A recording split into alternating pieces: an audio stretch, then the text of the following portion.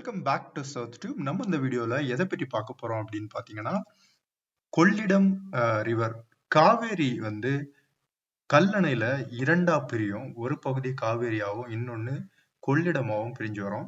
அந்த பிரிஞ்சு வர அந்த கொள்ளிடம் ரிவர் அதுல ஒரு பிரிட்ஜில் தான் நம்ம இப்போ போயிட்டு இருக்கோம்.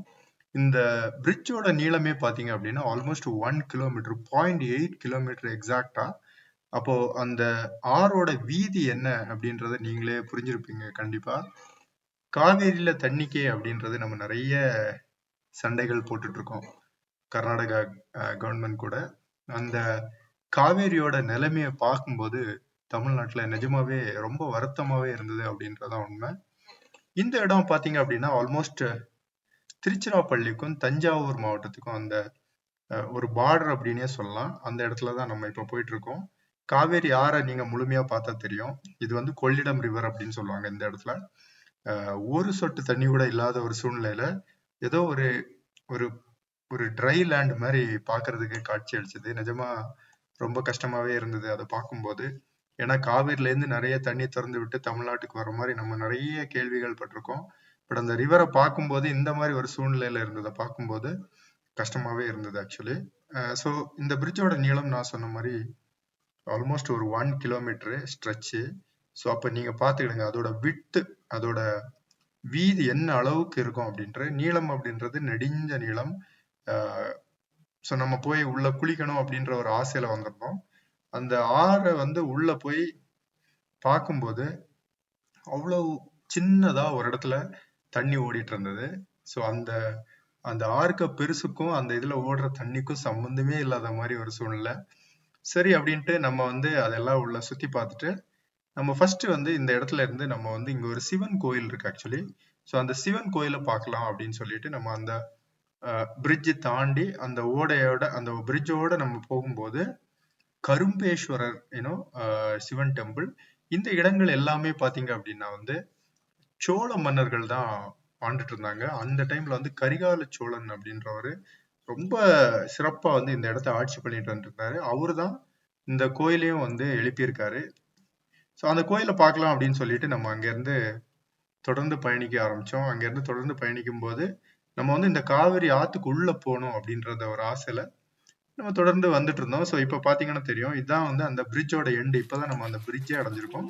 ஸோ தொடர்ந்து வரும்போது இந்த இடத்துல வந்து நம்ம ஸ்டாப் பண்ணிட்டு ஃபர்ஸ்ட் வந்து காவேரி ஆற்றுக்குள்ள போய் அந்த கொள்ளிடம் ஆறு அப்படின்னு சொல்ற அந்த ஆற்றுக்குள்ள போய் பார்க்கலாம் அப்படின்ட்டு நடந்து போனோம். இந்த இடத்துல வந்து ஒரு குலதெய்வ கோயிலும் நம்ம பார்க்க முடிஞ்சது ஆக்சுவலி. ஸோ இந்த இடம் எல்லாம் ரொம்ப பச்சை பசேல்னு ரொம்ப அழகாவே இருந்தது பாக்குறதுக்கு. ஆனா ஆற்றுலதான் ஒரு சொட்டு தண்ணி இல்லை. ஆனா வெளிப்பகுதிகள் சுத்தி பார்த்தோம் அப்படின்னா நிறைய மரங்களோட விவசாயங்களும் வந்து நல்ல செழிப்பா தான் இருந்தது ஆக்சுவலி. சுத்தி பார்க்கும்போது வயல்வெளிகள் எல்லாமே. இந்த இடம் எக்ஸ்பெஷலி வந்து கொஞ்சம் ஒரு காட்டு பகுதி மாதிரியே இருந்தது பாக்குறதுக்கு. நம்ம அப்படியே உள்ள நடந்து போகும்போது நான் சொன்ன மாதிரி இது வந்து ஒரு குலதெய்வ கோயில் அப்படின்ற மாதிரி இருக்கு. ஸோ இதுவும் வந்து அந்த ஆத்துக்குள்ள அந்த கரையோரமா தான் கட்டியிருந்தாங்க. ரீசெண்ட் டைம்ல கூட வந்து முடிகள் எல்லாம் எடுத்து ஏதோ பூஜைகள் எல்லாம் பண்ணியிருந்த மாதிரி இருந்தது பார்க்கும்போது. ஸோ அதெல்லாம் நம்ம பார்த்துட்டு இந்த இடத்துல கொஞ்சம் டைம் ஸ்பெண்ட் பண்ணோம். ஏன்னா நம்ம நிறைய டிராவல் பண்ணியிருந்ததுனால அந்த மரத்துக்கு அடியில உட்கார்ந்துட்டு இருக்கதே ஒரு பெரிய இது. நிஜமா அங்க உட்காந்து ரிலாக்ஸ் பண்ணிட்டு அதுக்கப்புறம் தான் நம்ம வந்து அந்த ஆத்துக்கு உள்ள போறதுக்கு பிளான் பண்ணோம். இந்த இடத்துல வந்து அந்த அடி பைப்பு அப்படின்னு சொல்லுவோம் நம்ம எல்லாம். இந்த பைப்பு அடிக்கும் போது தண்ணி வரும். அந்த மாதிரி ஒரு பைப்பு செட்டப் கூட இங்க வச்சிருந்தாங்க. ஸோ இங்க பாத்தீங்கன்னா தெரியும். அதெல்லாம் பார்த்துட்டு நம்ம ஆத்தை நோக்கி உள்ள நடந்து போகும்போதுதான் தெரிஞ்சது வெறும் மண்ணுதான் இருந்தது. எந்த தண்ணியுமே எதுவுமே இல்லை. ஒரு எண்ட்ல இருந்து அடுத்த எண்டையே நம்ம பார்க்க முடியல. அந்த அளவுக்கு நீளமா இருந்தது ஆக்சுவலி அந்த விட்டு. ஸோ இது ஃபுல் தண்ணி ஓடிச்சுன்னா என்ன மாதிரி இருக்கும் அப்படின்ட்டு கனவுலதான் நினைச்சு பார்க்க முடிஞ்சது. ஸோ இந்த இடங்கள்ல வெறும் இந்த மண்ணை எல்லாம் பார்க்கும்போது கண்டிப்பா மணல் கொள்ளைகள் பண்ண வேண்டாம்னு நினைக்கிறவங்களுக்கே வந்துடும். ஸோ அந்த அளவுக்கு மணல்கள் நிறைய இருந்தது. தண்ணி அப்படின்றது ரொம்ப கம்மியாவே தான், ஒண்ணுமே இல்லை. ஒரே ஒரு இடத்துலதான் நம்ம இங்க இருந்து தூரத்துல பார்க்கும்போது ஒரு இடத்துல கொஞ்சமா ஒரு தண்ணியை நம்ம பார்த்தோம். ஸோ மனசுக்கு கொஞ்சம் வருத்தமாவே இருந்தது. ஏன்னா நம்ம வந்து நிறைய கேள்விப்பட்டிருக்கோம் காவிரி ஆறு ரொம்ப பெருசு. திருச்சியில இருந்து பார்த்தா திருச்சி, தஞ்சாவூர் இந்த மாதிரி இடங்களுக்கு எல்லாமே வந்து விவசாயத்துக்கு காவிரியை தான் நம்பி இருப்பாங்க அப்படின்ற மாதிரி நம்ம கேள்விப்பட்டிருக்கோம். அந்த ஆத்தோட நிலைமையை பார்க்கும்போது நிஜமா கஷ்டமா இருந்தது. அதை ஒட்டி பார்த்தோம் அப்படின்னா இந்த மாதிரி நிறைய பூக்கள், பனை மரம், நிறைய மரங்கள் எல்லாமே. இது வந்து கவர்மெண்ட் வச்சிருக்காங்களா இல்ல இந்த மரங்கள் எல்லாமே இல்ல பிரைவேட் தான் வச்சிருக்காங்களான்னு நம்ம தெரியல. பட் இருந்தாலும் இந்த இடத்த சுத்தி பார்த்தோம். பார்த்துட்டு ஸோ கொஞ்சம் கஷ்டமா, நான் சொன்ன மாதிரி கஷ்டமாவே இருந்தது. விவசாயிகள் எவ்வளவு கஷ்டப்படுவாங்க அப்படின்றத இதை பார்க்கும்போது தான் தெரிஞ்சது. அதை தொடர்ந்து நம்ம சொன்ன மாதிரி அந்த ஒரு கரும்பேஸ்வரர் சிவன் கோயில் அதுதான் பார்த்தோம் இல்லையா. அந்த சிவன் கோயில் வந்து ரொம்ப ஃபேமஸ். நம்ம வந்திருந்த டைம்ல வந்து கோயில் க்ளோஸ் ஆயிடுச்சு. இந்த இடத்துல பார்த்தோம் அப்படின்னா பரசுராம் அவர்கள் வந்து சிவன் இந்த இடத்துக்கு வந்து வணங்கி இருக்கதா ஒரு இது இருக்கு. அதே மாதிரி இந்த பிளேஸ் நான் சொன்ன மாதிரி கரிகால சோழன் தான் வந்து இந்த கோயில்கள் எல்லாம் எழுப்பியிருப்பாரு அப்படின்ற மாதிரி சொல்லப்படுது. ஏன்னா இந்த இடத்த அவர் தான் வந்து ஆட்சி பண்ணிட்டு இருந்தாரு சோழ மன்னனா. அதை தொடர்ந்து நம்ம வந்து குளத்துல இந்த ஆத்துல குளிக்கணும் அப்படின்றது ஒரு எய்ம் நான் சொன்ன மாதிரி. ஸோ அங்கேருந்து நம்ம தொடர்ந்து பயணிச்சோம். ஒரு இடத்துக்கு இந்த இடத்துக்கு போனோம். இங்கேயும் குளிக்கிறதுக்கு அந்த அளவு சாட்டிஸ்ஃபைங்கா இல்லை. ஸோ அதுல இருந்து தொடர்ந்து திரும்பவும் கொஞ்சம் டிஸ்டன்ஸ் போயிட்டு திரும்பவும் நம்ம வந்த பாதை அந்த பிரிட்ஜ் ஏரியாவுக்கு வந்தோம். அங்க பார்த்தோம் அப்படின்னா வந்து ஒரு இடத்துல அந்த நெடிய நீளமான ஒரு ஆறுல ஒரு சின்னதா ஒரு ஓடையில தண்ணி பாய்ஞ்ச மாதிரி பாய்ஞ்சிட்டு இருந்தது ஆக்சுவலி. ஸோ நீங்க பார்த்தா தெரியும்.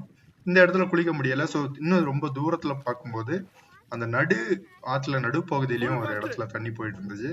சரி, அப்ப நம்ம அங்க போய் குளிக்கலாம் அப்படின்னு சொல்லிட்டு போனோம். ஸோ அந்த தூரத்தை நம்ம நடந்து போறதுக்கு ஆல்மோஸ்ட் ஒரு ஒரு 300-400 மீட்டர் வந்து நம்ம நடக்கணும். ஒரு 1/2 கிலோமீட்டர் உள்ள நடந்து போற மாதிரி ஒரு சூழ்நிலை தான்.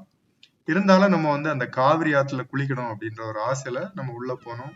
உள்ள போய் அங்க கொஞ்சம் பரவாயில்ல அப்படின்னே சொல்லலாம். ஆனா தண்ணி ரொம்ப கம்மியா தான் போச்சுது. இருந்தாலும் நம்ம குளிச்சு நிஜமா என்ஜாய் பண்ணோம். ஃபேமிலியோட ஒரு அருமையான ஒரு ட்ரிப்பா இருந்தது ஆக்சுவலி. ஸோ இந்த இடத்துல நம்ம எல்லாரும் குளிக்க முடிஞ்சது. குளிச்சுட்டு அப்புறம் கொஞ்ச நேரம் குழந்தைங்க எல்லாம் வந்து அந்த மண்ணுல எல்லாம் ஆடினாங்க. ஃபேமிலியா போனீங்கன்னா கண்டிப்பா இந்த மாதிரி இடங்கள் சூப்பரா இருக்கும். ஏன்னா பிரைவேட்டா பியூட்டிஃபுல்லா டைம் ஸ்பெண்ட் பண்ண முடியும். குளிக்கிறதுக்கும் ரொம்ப யாருமே இல்ல. நம்ம தனியா குளிக்கும் போது அதோட ஃபீலே தனிதான். இந்த இடத்துல சூடு தாங்க முடியாம இந்த நாய் பாத்தீங்கன்னாலே தெரியும். அந்த மாதிரி ஒரு சூழ்நிலை தான். கண்டிப்பா காவேரி அந்த தண்ணி இல்லாத காவிரியை பார்த்து ரொம்ப கஷ்டமா இருந்தது. கண்டிப்பா இந்த வீடியோ பிடிச்சிருக்கோன்னு நினைக்கிறேன். நீங்க காவிரியை பார்க்கும்போது என்ன மாதிரி ஒரு சூழ்நிலையில இருந்து அப்படின்றத கண்டிப்பா கமெண்ட்ல சொல்ல மறக்காது. தேங்க்யூ. பாய்.